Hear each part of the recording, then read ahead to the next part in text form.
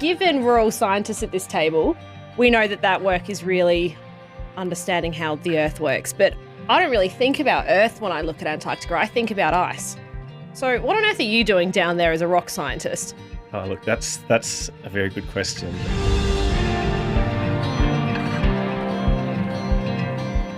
Hi and welcome to Wonder, brought to you by Geo Co. I'm Holly Cooke, joined as always by my colleague Dr Reid, and we've started hearing all about Antarctica, that big slab of ice at the bottom of the Earth.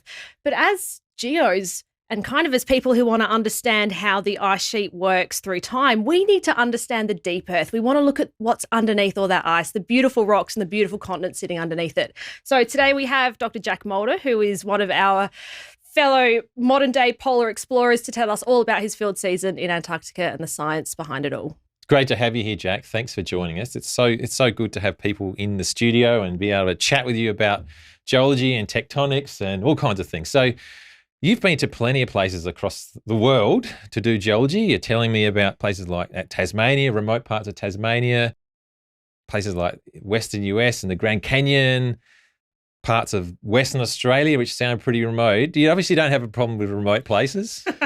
No, not at all. And I guess that's the attraction of geology. It right? is. It lets you see the world. I've been super fortunate that I've seen a lot of it in my short time as a geo. Yeah, fantastic. And one of the places that you've been most recently and probably most spectacularly is Antarctica. Tell us a bit about that.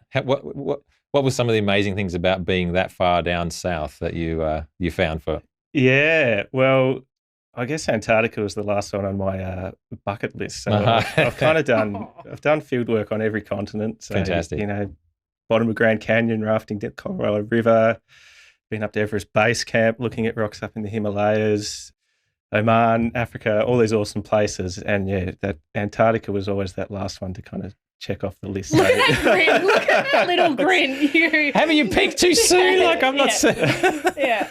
It's kind of like, it's like being one of those travel agent shows where you're like, traveling the world and seeing all this stuff. But being able to do it for work has been pretty awesome. So yeah, Antarctica, I guess,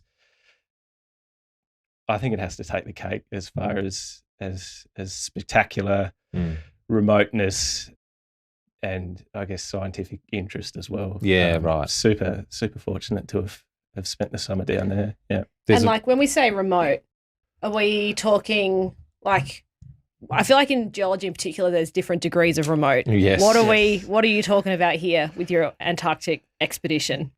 Yeah, getting your head around Antarctica is a bit funny. My Antarctic geography is hopeless because it's always, on the bottom of the globe and like which way is north, which way is up. I know. It's like, so it's not like, we were kind of like south of X, Y, and Z because I'm really bad at south of left too. Yeah, south of everywhere. So we were in a region called the kind of Denman Glacier region, and that is about 400 or 500 k's from the nearest Antarctic base down there, which is Casey Station, which is, it is a couple of glorified shipping containers down there. But, Casey Station. But, after spending kind of a couple of months in a tent, it felt like this bustling metropolis. Yes. But then, like, I bet. reflecting on it was just kind of like, Casey is pretty remote in itself, right? Exactly. It's pretty kind of bleak and barren there. So to be a couple of 100 kilometres away from that kind of, baseline civilization was pretty awesome. Yeah, I bet. Yeah. So I flipped to like being nervous rather than awesome. Hey, but that's all right. That's I'm sure. Yeah. And now, okay, so you said for work, and given we're all scientists at this table, we know that work is really understanding how the Earth works. But I don't really think about Earth when I look at Antarctica. I think about ice. So what on earth are you doing down there as a rock scientist? Oh, look, that's a very good question. Less than about 1% of the geology of Antarctica, the bedrock, is actually exposed, and the other 99% is ice. So it's probably the last place you'd want to go as a geologist. Mm-hmm. But that was my thinking. So, I mean, you're kind of looking at, scrolling through Google Earth and trying to zoom in and, get a peek at the rocks beforehand, and there's like a pixel or two. That's your outcrop to look at. So that's kind of challenging. But I guess in that is the attraction of going there. You have this entire continent that we know basically nothing about, apart from these tiny little kind of things popping up on the coast. So we were there as a part of a larger kind of science campaign, the Denman terrestrial campaign, that was focusing on this Denman Glacier region, and that is one of Antarctica's really big glaciers and one of the continent's most vulnerable as well. So it's retreating, tens to meters to tens of meters kind of a year. That feels quick.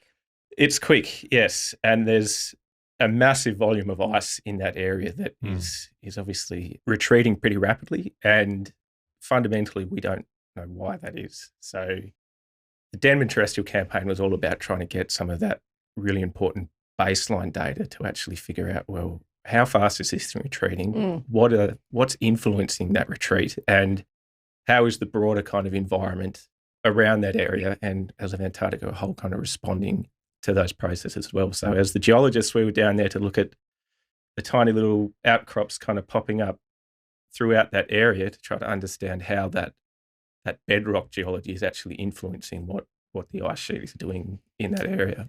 When Jackie Halpin, who was an earlier guest, started speaking about like a landscape being under the ice, that did my head in the best way possible, because I just sort of thought maybe it was like a simplistic Minecraft world in my mind where you had like a flat piece of land and then ice on top of it. But it's not. It's actually, there's actually a bit of landscape under there, and it's not just some flat static bit of land. Like there's continent, and that's what we're talking about. We're looking at the continent underneath the ice, and that affects the ice. Yeah, absolutely. So Antarctica there's from a continental point of view, there's nothing kind of special about it. It is a continent.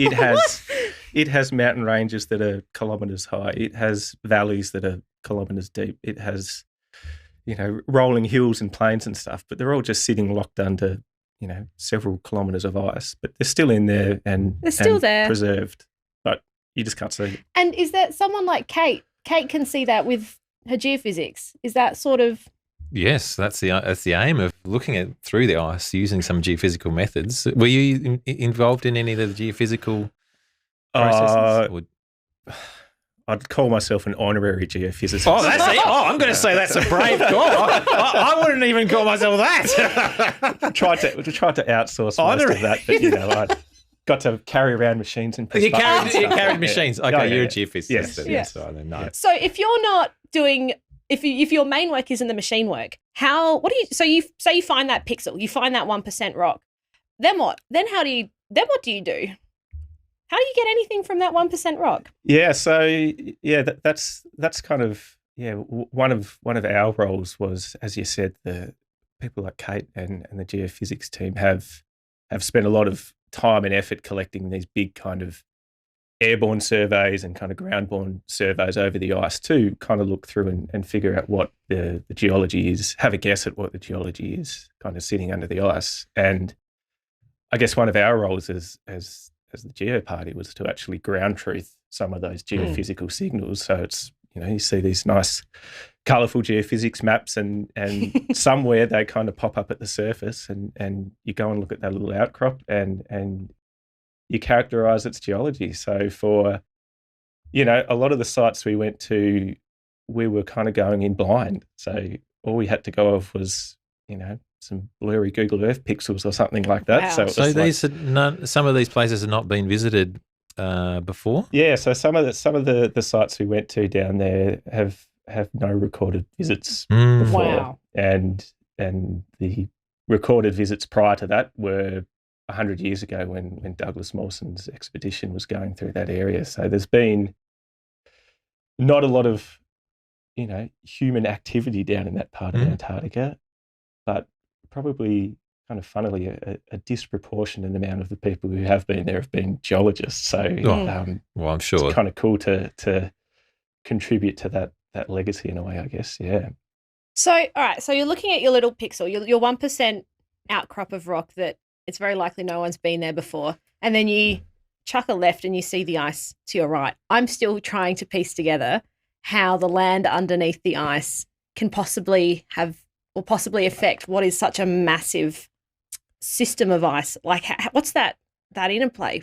Yeah, so I mean, geology fundamentally controls what that landscape looks like. So different rock types, different geological structures produce topography just like they do today. So we have big mountain ranges being pushed up and they're made of certain type of rocks, and faults and structures account for that kind of topography. And exactly the same is true in Antarctica. So the type of rocks and the type of structures that we were trying to investigate are what is controlling the actual topography that the ice has to kind of move around.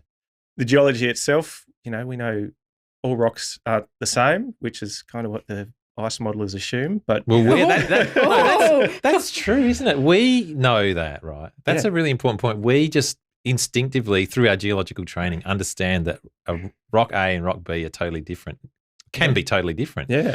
And totally different in lots of ways, like in terms of, like you said, their structure, their orientation, but also like things like their chemistry.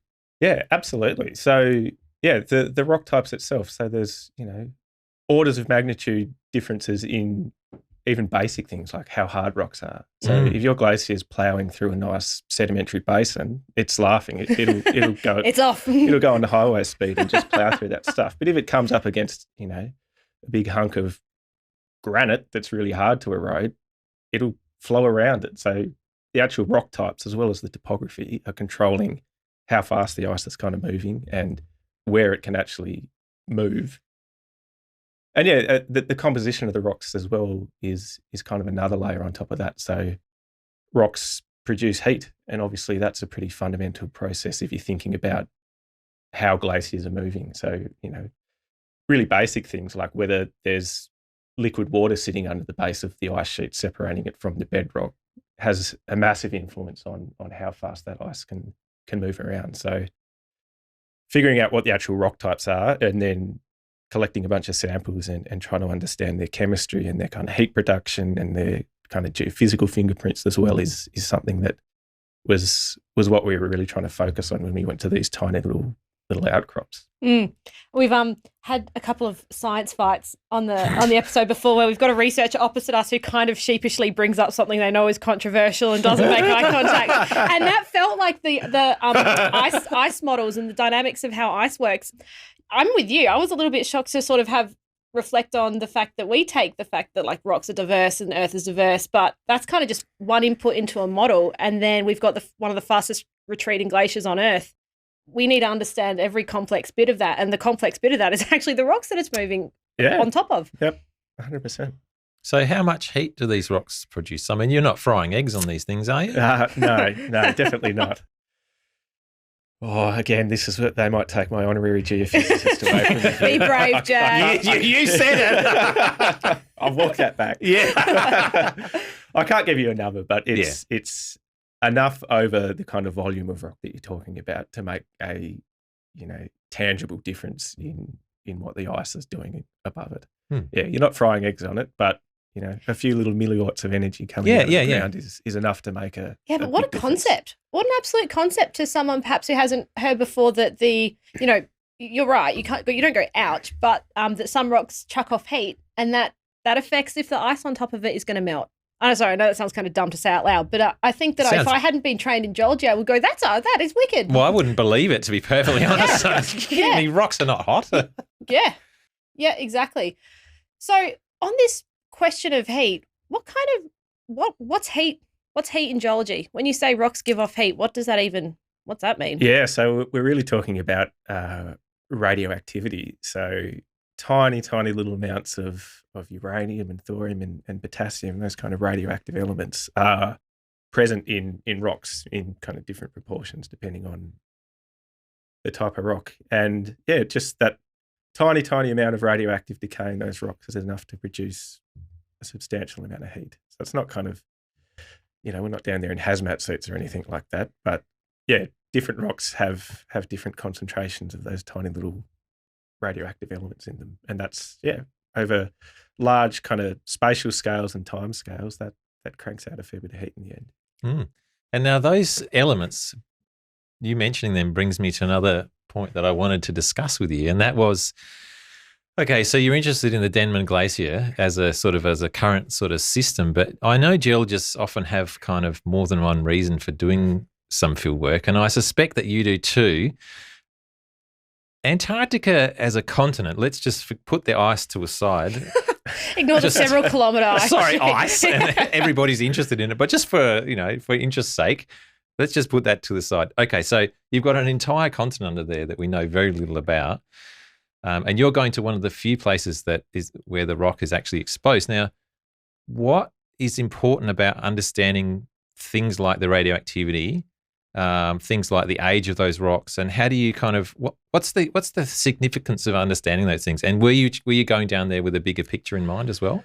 Yeah, absolutely. So I guess our contribution to that Denman Glacial campaign was characterising bedrock to see how it kind of influences ice sheet behaviour. But fortuitously for us, the Denman Glacier is geologically a really interesting place as well, because as Anthony kind of said, you kind of skim around the margins of Antarctica and you see these kind of little rocks outcropping. And one of the really cool things about Antarctica is that across kind of large areas of that continent, the rocks look quite different from one another. So it's a big continent. It's a big continent. Yeah. So for that kind of Denman Glacial region, it turns out that the rocks that we were kind of camped on in the Bunga Hills looking at have a geological history that looks very much like Australia, for example. So they were probably once a little fragment of Australia that's now kind of stranded in Antarctica. If you go on the other side of the Denman Glacier, the rocks look completely different. And they were probably part of a completely different continent, maybe a fragment of India, for example. So you have what would have been a very fundamental kind of boundary between two continents coming together. So we're talking about something like the Himalayas are today, where India has kind of run into Asia.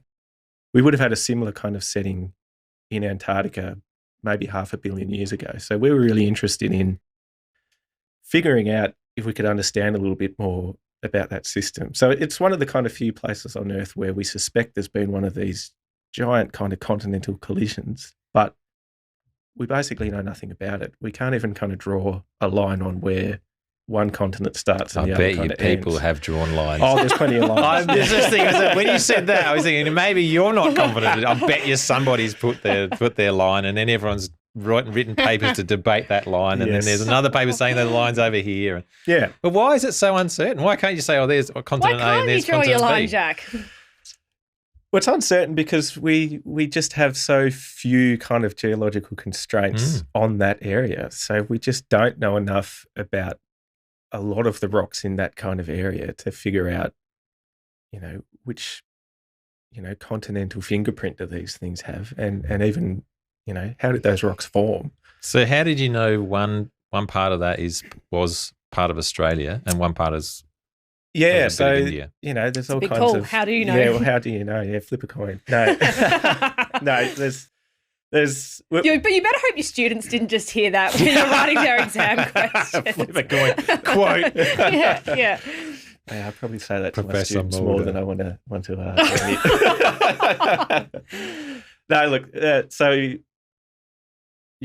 we're lucky as kind of modern geologists to have a pretty big toolkit for kind of characterising rocks. So we can date rocks now. We can figure out when those rocks first formed. We can understand things about their thermal history. So when have they been cooked up? When have they been squashed and deformed? We can kind of unravel those kind of features. We could look at the chemistry of rocks as well that helps understand the kind of broader tectonic setting they're forming in. Are they forming in something like the Andes? Are they forming in something like the Himalaya? Are they something like the Red Sea is today, some kind of continental rift? So when you kind of piece those data sets together, you can kind of start to, again, draw nice big circles around tracts of crust that have a similar kind of history and must have been a part of a common kind of continent throughout most of their time. So that's kind of what people have done in that region of Antarctica. So in the kind of Bunga Hills where our base camp was, there's been a few expeditions down there in the past, and people have dated the rocks and looked at their chemistry and kind of mapped them out. And they are a dead ringer for the geology that you now see on kind of the southern margin of WA, so around kind of Esperance and places like that. You see very similar looking rocks. They're the same age. They're recording very similar geological history. So we were pretty confident in that kind of area in the Bunga Hills there that we were in Australia. But tectonically just to clarify that. Yeah, it's not that you'd gone crazy from months of isolation. Oh, no, we're in Australia now. What are these geologists on? Tectonically in Australia. Yes. But on the other side, you were tectonically in India? Well, we think India's so. a long way away, though. Come on. India is a long way I can get away. Australia because you just got that and put it back together, right? But India, long Yes. gone. How do you get a little bit of India in Antarctica? Is there Antarctica in India? Wait. Other way around? No. Or is that more philosophical than anything else? Well, yeah, I guess it depends. If you Depends how you want to cut the cake. Antarctic Anywho. geologists or Indian geologists. yeah. So you tectonically in Australia, then you wandered how many, was it meters, kilometres, several hundred kilometres until you could say you were confidently in a different ancient continent? Yeah, so well that's the really good question. So if you think of the kind of region we're in, we're 400 kilometres from Casey Station, but from our base camp at the Bunga Hills kind of back towards Casey Station, the geology all has this kind of Australian flavour to it. There's not a lot of outcrop as you go from the Bunga Hills and you keep kind of going around the continent to the west. And if you do that, the kind of next Australian station you find is Davis, which is about 1,000 k's away from These Casey. are massive distances. So when you're at Davis Station, you're in Indian geology. So there's this kind of 1,000-kilometre stretch of coastline where you're pretty happy you're in something that looks a bit like Australia, You're and home. 1,000 k's away you're in something that looks like India. And then there's these tiny little outcrops that a lot of people haven't ever visited before that kind of dot along the coast there. And those were the ones we were really interested in, to see if we could shift that Australian line a bit further west, or does it have to come a bit further east? And is the reason for being, like, I'm trying to think of the big how.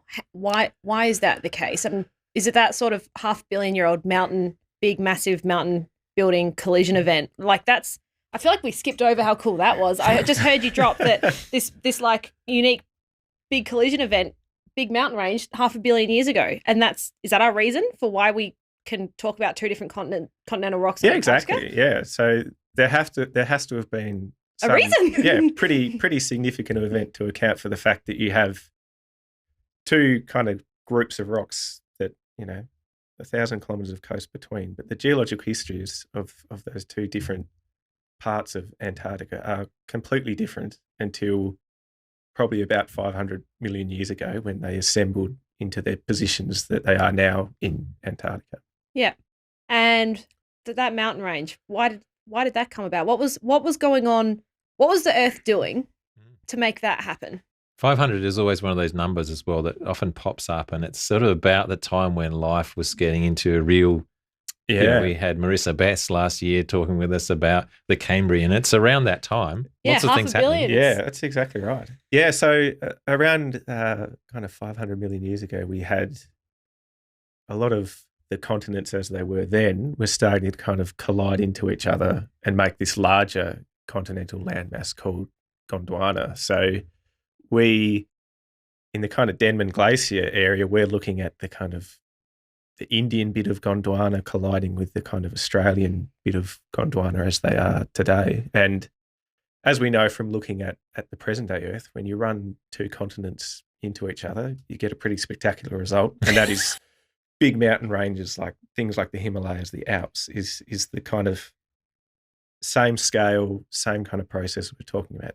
Big continents slamming into each other. And kind of as Anthony was alluding to, when you push up big mountain ranges, that has a really fundamental influence on the wider kind of Earth system. So mountain ranges like the Himalayas control the weather systems throughout a lot of the subcontinent. I love that. I love that you have land influencing how atmosphere and weather works. Absolutely, That's just so yeah. good. And I mean, one of the really interesting things about, the assembly of this Gondwana supercontinent is you have these big mountain ranges forming as these continents kind of sequentially run into each other and assemble Gondwana. And you're pushing all this material up, and we know from geology that what goes up has to come down. So those mountain ranges are shedding massive volumes of sediment into the oceans, and with that sediment is coming a lot of nutrients and stuff that life, as it was developing, was probably needed to kind of start growing, the interesting fossils that we see, skeletons and stuff multicellular life forms and different. Yeah, it would have fed them. They would have used all that nutrient in their process. Amazing stuff. So I love this point. So I'm putting a pin in it mentally. But when we talk about ice and water and like basically erosion carving out these, they rise and then they fall because we erode them away with the elements. Where did the big mountains go in Antarctica then? And did the ice have anything to do with it? Yeah, that's a good question. So the mountains had probably mostly eroded away to being fairly flat by the time that ice cap had developed. But what we think is that in Antarctica, a lot of those big structures that form during these ancient kind of mountain building events actually have a really important influence on how that ice sheet developed and what it's doing today. So, for example, the Denman Glacier is probably sitting along a really large ancient structure that was actually produced when these two continents kind of collided together, and that forms a kind of weakness in the crust that can get exploited by the ice when it starts developing a few tens of millions of years ago. So that's another really cool thing about the Denman area, is that glacier is probably flowing down a really large and very old structural feature. Goodness me, that just writes itself, doesn't it? So, and just for timescales, because we've got to be careful to not lose to lose sort of a non-geology audience when we go from a few million years to 500 million years. What we're talking about is a big mountain range popped up 500 million years ago when continents came together, but things actually erode in the geological blink of an eye. So even though the actual topography is long gone, it left behind scars in the landscape, zones of weaknesses in the landscape that now, in really kind of yesterday in geological time, the ice popped up, it exploited that weakness, and when I'm going to settle here, this is cruisy, and now it's retreating really fast and we're not sure why. But what we do know is understanding the bedrock underneath has to be a part of that, of understanding why that whole system of ice. Unreal. This is just like, I love it when my bias is confirmed, which is understanding deep Earth history really matters to today. It does. Yeah. And there are other parts of the world that you've been in geology you've looked at where you can link today to like the deep past, why understanding today can be unlocked in the deep past, or is this Antarctic scenario pretty damn cool and unique? I mean, the Antarctic example is so spectacular because we know just the sheer volume of ice that's sitting in Antarctica at the moment and how vulnerable it is to changes in climate, I think really brings into focus how important it is to get a really holistic view of what that continent is about. And geology is obviously a kind of fundamental part of that, yeah. Amazing stuff. Unbelievable. Thanks for having a chat about this, Jack. That's all right. So good. Amazing.